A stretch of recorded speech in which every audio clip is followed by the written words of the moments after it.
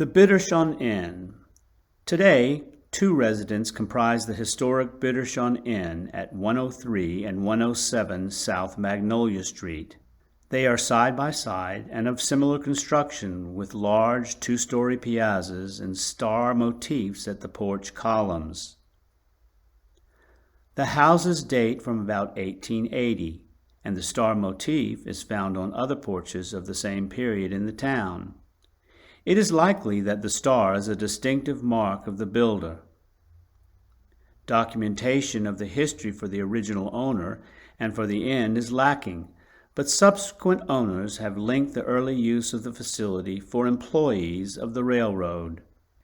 In an image published in 1893 as an advertisement for the inn, a wooden breezeway connects the two porches.